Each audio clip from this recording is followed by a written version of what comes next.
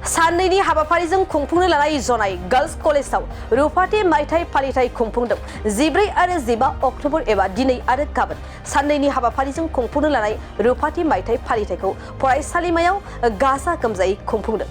गिबि साननि हाबाफारियाव बानजाय आफादनि आफादगिरि एबा जनाय जिल्ला 114 नं समस्तिनि बिजाथि बुबन पेगु आरो जनाय गार्ल्स कलेजनि प्रिन्सिपाल करगेश्वर पेगुजों लोगोसे गुबुन गुबुन सुबुं बारग' फोरोंगिरि समाज सिबियारि बिथांमोनहा बाहागो लानानै फरायसालिमानि फिरफिला बिरहोयो।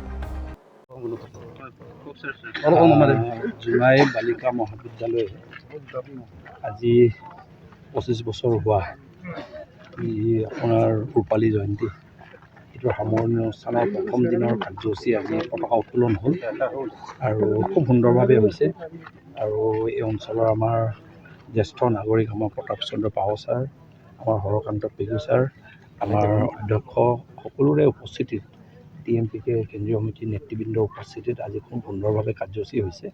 আশা ৰাখিছোঁ আজি দিনজোৰা যি কাৰ্যসূচী আছে এলুমিনাই মিট আছে, আমাৰ প্ৰাক্তন যিখিনি ছাত্ৰী আছে সকলোৰে মিট আছে আৰু কালিৰ দিনটোতো আমাৰ শ্ৰদ্ধাৰ শিক্ষামন্ত্ৰী ডক্টৰ অনুজ পেগু ডাঙৰীয়াৰ কাৰ্যসূচী আছে আৰু বিশিষ্ট শিক্ষাবিদসকলৰ কাৰ্যসূচী আছে, আজিও আছে কালিও আছে।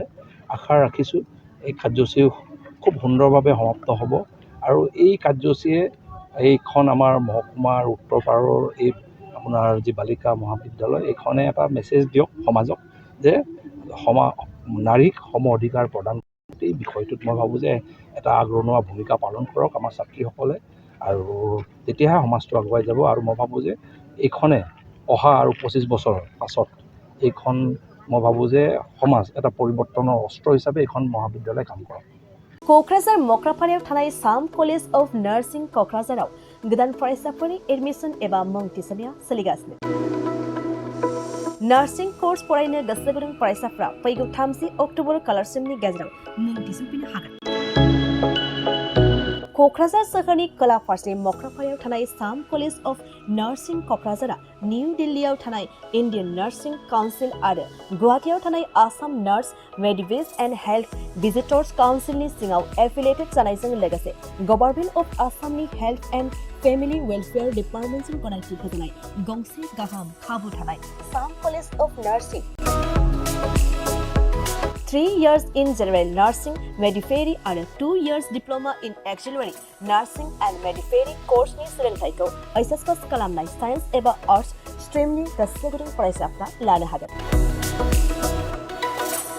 साम कलेज अफ नार्सिं क'क्राझाराव फरायसाफोरनि थाखाय digital classroom, library facilities, computer laboratory, nursing foundation laboratory, community health nursing and nutrition laboratory, OVC Pediatrics Laboratory, Free Clinical Science Laboratory, Clinical Training आरो हस्टेलनि थाखाय 4-storied RCC Residential Building लोगोसे बासजों थांलाय फैलायनि गाहाम खाबुफोरखौ होनाय जायो। आबुङै मिन्थिनो थाखाय 9854550697 नङाब्ला 9854300175 मबाइल नम्बराव खौरां लाहरनो हागोन। जोंना दा साम कलेजाव एडमिसना जागासिनो दङ 31 अक्ट'बरसिम आरो बिनि उनावहाय जोंहा स्टुडेन्टफोरनि थाखाय फेसिलिटि दङ बेहाय 3 years कर्स आरो हस्टेल फेसिलिटि दङ आरो हस्टेलाव थांलाय फैलायनि थाखाय गारिबो दङ आरो जों ट्रेनिंनि थाखाय 3 years कर्सआव जोंहा गासैबो फेसिलिटि दंजोबो। प्रेक्टिकेलनि थाखाय प्रेक्टिकेलबो जोंना मोजाङै जायो आरो बे प्रेक्टिकेल समावबो जोङो हस्पिटालाव लांलाय लाबोलाय खालामो। जोंहा एक्सट्रा गारि दङ आरो स्टुडेन्टफोरनि थाखाय हस्टेल फेसिलिटिबो जोंहा दङ। क्वालिफिकेसना जाहैबाय JNMनि थाखाय हायार सेकेन्डारि पास जानांगौ।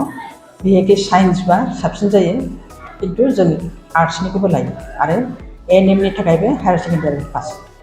ANM कर्सआ 2 years कर्स, JNMआ 3 years कर्स।